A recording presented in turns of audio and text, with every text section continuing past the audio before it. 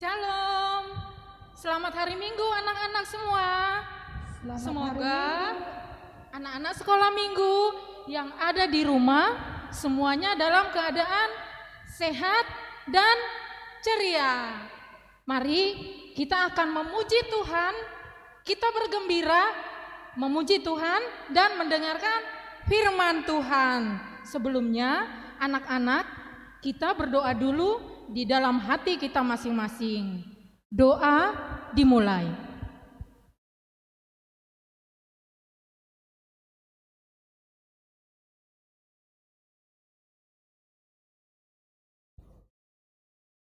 Amin.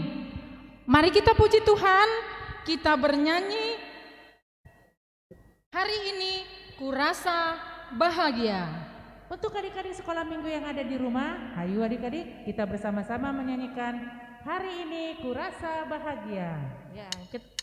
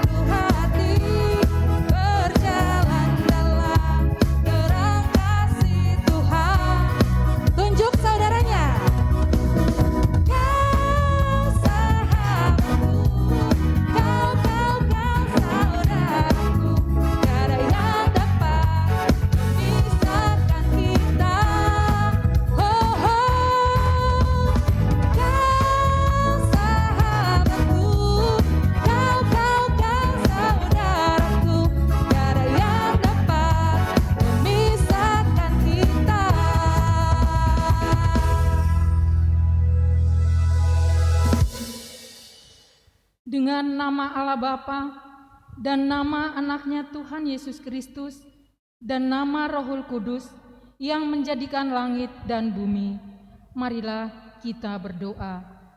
Ya Allah, kasihanilah kami, orang yang berdosa ini. Orang yang berdosa ini. Amin. Amin. Dengarkanlah hukum Tuhan, yaitu hukum Taurat yang ke-8 dan maksudnya. Kita ke-8, jangan engkau mencuri. Maksudnya adalah kita harus takut serta kasih kepada Allah. Sebab itu, jangan kita mencuri uang atau harta sesama manusia, atau mempergunakan tipu daya menjatuhkan usaha dan niaga sesama manusia untuk kepentingan kita. Kita harus membantu memajukan usaha mereka serta memeliharanya. Demikian hukum Tuhan. Marilah kita bersama-sama mohon kekuatan dari Tuhan Allah. Ya Allah Tuhan kami, Ya Allah Tuhan kami, kuatkanlah kami kuatkanlah kami untuk dapat melakukan segala perintah-Mu. untuk dapat melakukan segala perintah-Mu. Amin. Amin. Mari kita bernyanyi. Untuk adik-adik sekolah mingguan di rumah, mari kita bernyanyi kembali, dihapuskan dosaku.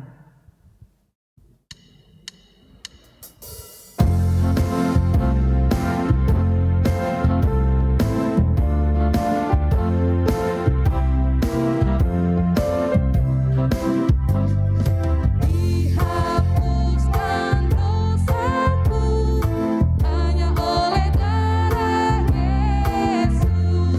Aku pulih dan sembuh hanya oleh darah Yesus. Oh darah Tuhanku, sumber pembasuhku, sucilah hidupku hanya oleh darah Yesus.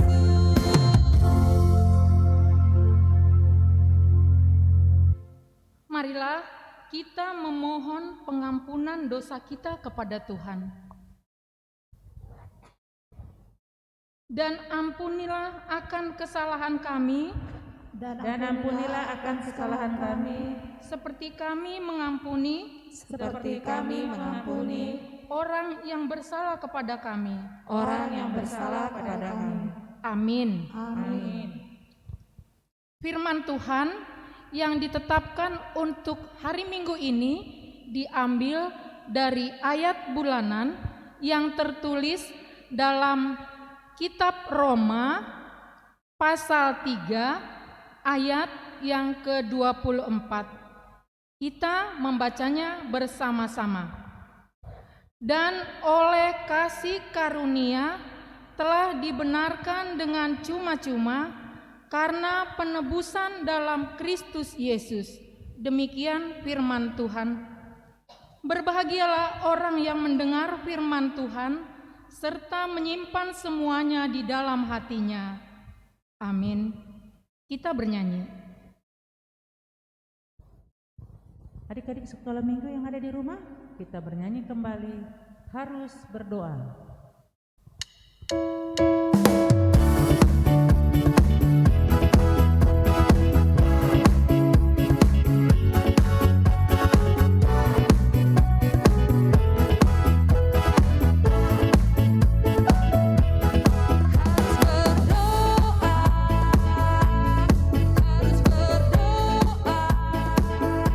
Dengan berdoa Tuhan menolong kita.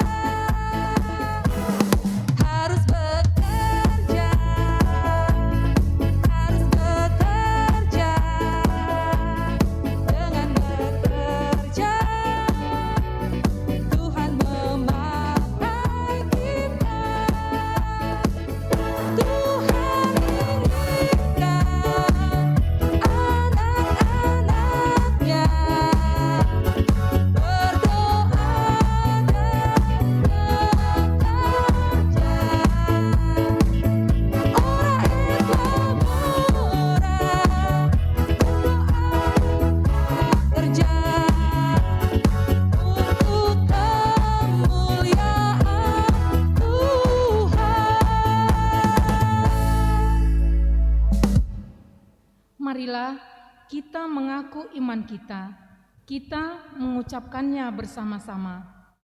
Aku percaya kepada Allah Bapa yang Maha Kuasa, yang menciptakan semesta langit dan bumi. Aku percaya kepada Yesus Kristus, Anak Allah yang tunggal Tuhan kita, yang dikandung daripada Roh Kudus, lahir dari gadis perawan Maria, yang menderita di bawah pemerintahan Pontius Pilatus, disalibkan, mati dan dikuburkan, turun dalam kerajaan maut, pada hari yang ketiga bangkit pula dari antara orang mati, naik ke surga, duduk di sebelah kanan Allah Bapa yang Maha Kuasa, dan akan turun dari surga untuk menghakimi orang yang hidup dan yang mati. Aku percaya kepada Roh Kudus, satu gereja Kristen yang kudus dan am, pengampunan dosa, kebangkitan daging, dan kehidupan yang kekal. Amin. Kita bernyanyi. Adik-adik sekolah minggu, mari kita bernyanyi kembali, baca kitab suci.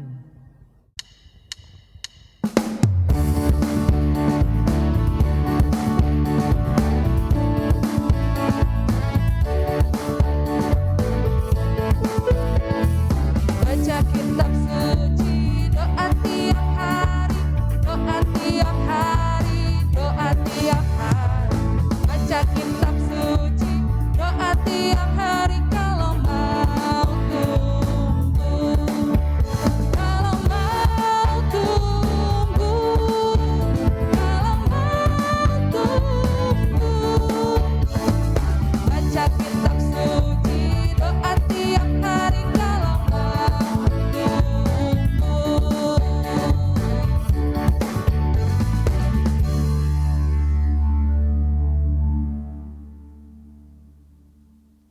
Baiklah, buat kita semua, tiba saatnya kita mau mendengarkan dan menerima firman Tuhan. Amang mengajak semua anak-anak sekolah minggu ambil sikap berdoa di tempat masing-masing. Mari kita berdoa. Bapa di dalam surga, Tuhan yang kami puji dan muliakan di dalam nama Yesus Kristus, di dalam ibadah kami pada minggu ini, kami akan mendengarkan Tuhan melalui firman-Mu. Kiranya Engkau menolong kami agar kami mengerti kebenaran firman-Mu. Di dalam nama Yesus Kristus kami sudah berdoa. Amin. Adik-adik sekalian, Amang mengajak kita membuka Alkitab.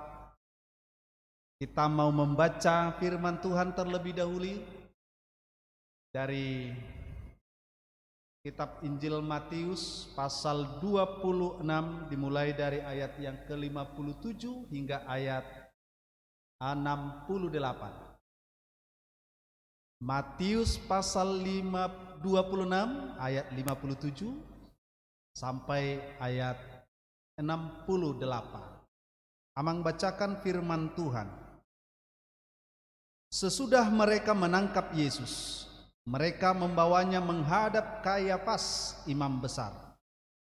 Di situ telah berkumpul ahli-ahli Taurat dan tua-tua, dan Petrus mengikuti dia dari jauh sampai ke halaman imam besar. Dan setelah masuk ke dalam, ia duduk di antara pengawal-pengawal untuk melihat kesudahan perkara itu. Imam-imam kepala malah seluruh mahkamah agama mencari kesaksian palsu terhadap Yesus supaya ia dapat dihukum mati. Tetapi mereka tidak memperolehnya. Walaupun tampil banyak saksi dusta, tetapi akhirnya tampillah dua orang yang mengatakan, orang ini berkata, aku dapat merubuhkan bait Allah dan membangunnya kembali dalam 3 hari. Lalu imam besar itu berdiri dan berkata kepadanya, Tidakkah engkau memberi jawab atas tuduhan-tuduhan saksi-saksi ini terhadap engkau? Tetapi Yesus tetap diam. Lalu kata imam besar itu kepadanya, "Demi Allah yang hidup, katakanlah kepada kami, apakah engkau Mesias, anak Allah atau tidak?" Jawab Yesus, "Engkau telah mengatakannya. Akan tetapi, aku berkata kepadamu, mulai sekarang kamu akan melihat Anak Manusia duduk di sebelah kanan Yang Maha Kuasa dan datang di atas awan-awan di langit." Maka imam besar itu mengoyakkan pakaiannya dan berkata, "Ia menghujat Allah. Untuk apa kita perlu saksi lagi? Sekarang telah kamu dengar hujatnya. Bagaimana pendapat kamu?" Mereka menjawab dan berkata, "Ia harus dihukum mati." Lalu mereka meludahi mukanya dan meninjunya. Orang-orang lain memukul dia dan berkata, "Cobalah katakan kepada kami, hai Mesias, siapakah yang memukul engkau?" Demikianlah firman Tuhan. Halo semua adik-adik yang dicintai Tuhan yang berada di rumah atau di tempat masing-masing. Di dalam ibadah kali ini, firman Tuhan mengajak kita untuk memandang kepada salib Yesus. Untuk memandang kepada salib Yesus, sebab jalan salib itu adalah jalan kemuliaan.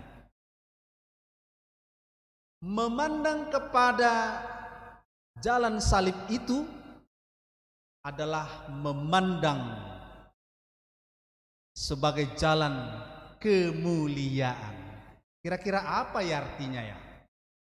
Minggu yang lalu kan firman Tuhan tentang kisah bagaimana Tuhan Yesus ditangkap di taman apa? Di Taman Getsemani. Malam-malam ditangkap. Setelah itu Tuhan Yesus dibawa ke satu tempat. Tempat siapa? Istana imam besar. Ke tempat imam besar yang bernama Kayafas. Di tempat itu Yesus ditemui oleh banyak orang, dari orang-orang yang dekat dengan Imam Kayafas. Dia di sana ditanyai, dihakimi, dituduh, dan mengalami tindakan kekerasan. Apa yang dialami Yesus di situ? Pertama, Yesus menerima sebuah tuduhan. Tuduhan dari saksi palsu. Katanya, Yesus pernah berkata akan merubuhkan bait Allah dan membangunnya dalam 3 hari. Ini tuduhan palsu sebenarnya. Terus Yesus dituduh di situ. Dia ini ngaku-ngaku Mesias, anak Allah. Benarkah engkau Mesias? Kata Kayafas. Yesus tersenyum. Seperti yang kau katakan. Di situ imam besar Kayafas marah. Dan dia berkata, dia harus dihukum mati. Apalagi yang dialami Yesus di hadapan Kayafas. Yesus di sana diludahi, ditinju, atau dipukul. Pengadilan agama yang di mana tempat Yesus dibawa ke sana menjadi tempat yang sangat kotor sekali. Di mana di sana terjadi penipuan, terjadi konspirasi jahat, terjadi tindakan-tindakan kekerasan. Adik-adik yang di rumah, sekarang kan kita sudah memasuki minggu masa prapaskah, minggu-minggu sebelum Paskah. Firman ini mengajak kita supaya melihat jalan salib itu. Maksudnya jalan salib adalah Via Dolorosa. Via Dolorosa itu adalah jalan sengsara Yesus. Jalan sengsara Yesus itu telah dimulai dari Taman Getsemani di mana dia ditangkap. Tahap yang kedua di mana dia dibawa ke istana imam besar Kayafas. Di sana terjadi pengadilan agama. Selanjutnya lagi Yesus dibawa lagi ke hadapan gubernur yang bernama Pontius Pilatus. Di sini semua ini rangkaian daripada jalan salib. Tetapi adik-adik yang di rumah, hari ini kita diajak untuk melihat bagian-bagian dari jalan salib itu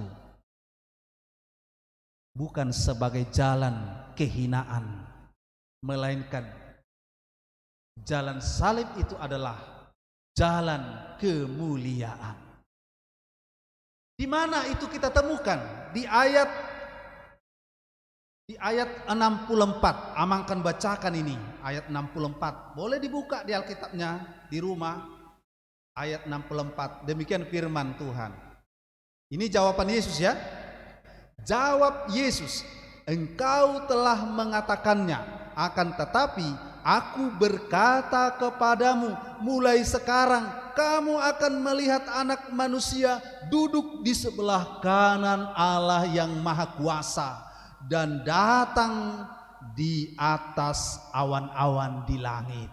Wah, yang baru saja ditangkap memberikan sebuah pernyataan tentang bahwa dirinya adalah Mesias dan akan juga datang dalam kemuliaan.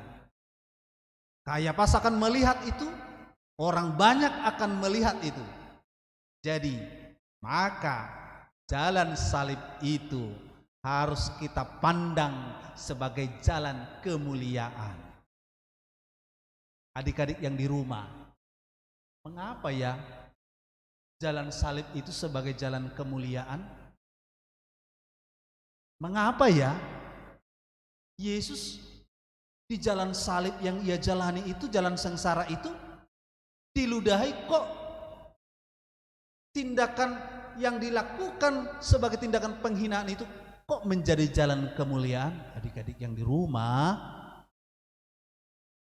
penderitaan Yesus yang akan dia alami semuanya itu adalah bagian dari rancangan Allah. Yesus menderita karena memang sudah dinubuatkan dia adalah Mesias, dia adalah anak domba Allah. Anak domba yang dimaksud di situ akan tercurah darahnya menjadi persembahan. Itulah diri Yesus. Maka semua proses yang terjadi itu bagian dari jalan salib itu sudah menjadi bagian dari rancangan Allah. Sulit diterima oleh pikiran manusia. Adik-adik yang di rumah, perkara yang kedua, kenapa jalan salib itu sebagai jalan kemuliaan? Ingat ya, Yesus disalibkan, Yesus mengalami sengsara, itu bukan karena kesalahan manusia. Ada orang menuduh, itu kan kesalahan si Judas Iskariot karena menjual Tuhan Yesus. Ada lagi pendapat mengatakan, itu kan kesalahan imam Kayafas, imam besar saat itu karena dosanya. Ada lagi mengatakan, itu kan kesalahan gubernur Romawi Pontius Pilatus. Jadi di dalam sengsara Yesus dan di dalam penyaliban dan kematiannya ada pikiran-pikiran manusia mengatakan itu karena kesalahan manusia. No, tidak. Yesus itu sengsara di jalan salib itu sampai pada kematiannya bukan karena kesalahan pribadi seseorang, tapi tadi Amang sudah katakan itu adalah bagian dari rancangan Allah. Adik-adik yang di rumah, mengapa jalan salib itu sebagai jalan kemuliaan? Yang ketiga, jalan salib sebagai jalan kemuliaan karena melalui jalan salib itu akan semakin banyak yang diwartakan, yang dikabarkan, yang diberitakan tentang rahasia-rahasia Allah. Buktinya Yesus ngomong di ayat 64 tadi kepada Imam Kayafas, dia bicara, engkau telah mengatakannya, akan tetapi aku berkata kepadamu. Yesus kan sedang menderita di situ, ditangkap. Lantas Yesus di situ berkata, apa yang dia katakan? Mulai sekarang kamu akan melihat Anak Manusia duduk di sebelah kanan Allah yang Maha Kuasa dan datang di atas awan-awan. Adik-adik di rumah, jalan salib itu sebagai jalan kemuliaan karena melalui jalan salib itu akan semakin diwartakan tentang kemuliaan Allah, termasuk kemuliaan Tuhan Yesus. Nah, maka dengan itu adik-adik yang di rumah, kita diajak di saat memasuki masa prapaskah ini mengarahkan hati kita pada penderitaan jalan salib itu. Tetapi pandanglah, imanilah jalan salib Yesus itu bukan jalan kehinaan, tapi jalan kemuliaan. Demi apa? Demi pengampunan dosa kita dan demi kemuliaan Allah yang besar yang untuk diberikan kepada kita. Untuk itu adik-adik yang di rumah, tetaplah setia kepada Tuhan Yesus. Tetap percaya kepada Tuhan Yesus. Sekalipun mengalami penderitaan, Yesus aja tidak takut mengalami penderitaan. Penderitaan yang dia alami itu menjadi suatu kesempatan untuk mewartakan kemuliaan Allah yang lebih luas, yang lebih besar lagi. Adik-adik di rumah, tetap percaya kepada Tuhan Yesus. Amin. Kita berdoa. Bapa di surga, Tuhan kami yang kami puji di dalam Yesus Kristus, terima kasih atas firman pada hari ini, karena Engkau sudah menolong kami untuk mengerti akan firman-Mu. Terima kasih Tuhan. Amin.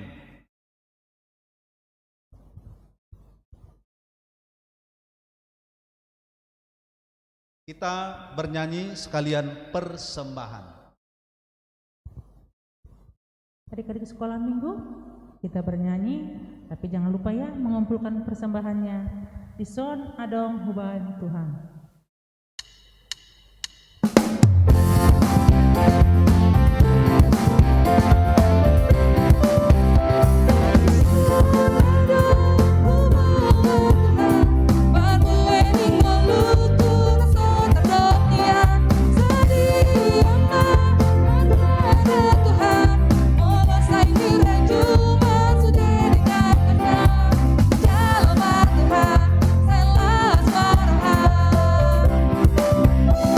Di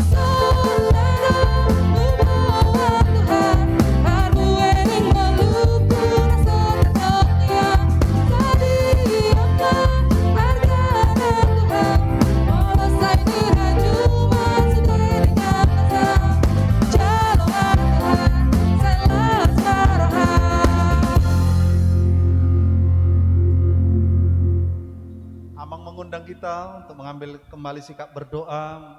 Kita mau doakan persembahan kepada Tuhan. Kita berdoa. Bapa kami Tuhan Allah yang Maha Kuasa yang bertata di surga, kami mengucap syukur dan terima kasih kami kepadamu ya Tuhan, di mana Tuhan memperkenankan anak-anak dalam kerajaan-Mu. Di sini kami menyampaikan persembahan kami. Kiranya Tuhan menerimanya untuk kemuliaan nama-Mu. Amin.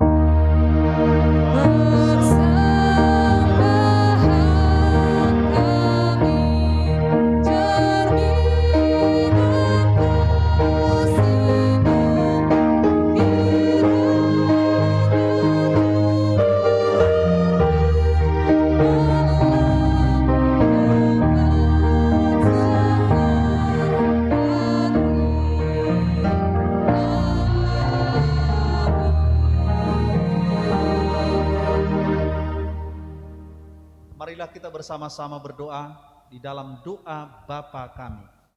Bapa kami yang di surga, dikuduskanlah namamu, datanglah kerajaan-Mu, jadilah kehendak-Mu di bumi seperti di surga. Berilah kami pada hari ini makanan kami yang secukupnya, dan ampunilah kami akan kesalahan kami, seperti kami mengampuni orang yang bersalah kepada kami. Dan janganlah membawa kami ke dalam percobaan, tetapi lepaskanlah kami daripada yang jahat. Karena Engkau yang punya kerajaan dan kekuasaan dan kemuliaan sampai selama-lamanya. Amin. Kiranya Tuhan Allah memberkati kita dan memelihara kita. Kiranya Tuhan menerangi kita dengan wajah-Nya dan dikasihaninya lah kita. Kiranya Tuhan menampakkan wajah-Nya kepada kita dan mengaruniakan kita damai sejahtera. Amin.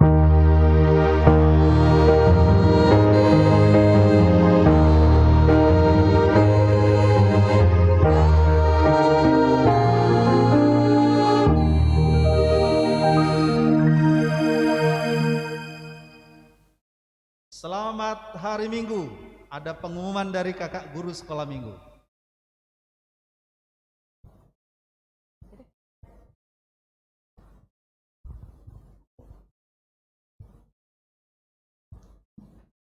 Ya, shalom adik-adik semua. Wah, tetap semangat ya adik-adik. Tadi kita sudah mendengarkan khotbah cerita firman Tuhan dari Amang calon pendeta Beni Sitorus. Nah, adik-adik tadi yang perlu digarisbawahi adalah masa prapaskah ya Amang ya. Adik-adik harus paham masa prapaskah itu dimulainya dari mana, nanti sampai kepada penyaliban Tuhan Yesus dan juga kebangkitannya ya. Adik-adik simak setiap cerita-cerita yang disampaikan oleh Amang Pendeta, Inang Pendeta, ataupun kakak guru sekolah minggu. Setelah ini kita ada kelas Zoom dengan kakak guru sekolah minggu masing-masing. Jangan sampai ketinggalan ya adik-adik karena kegiatannya pasti seru sekali. Nah, terima kasih adik-adik, salam sehat, Tuhan Yesus memberkati. Dadah.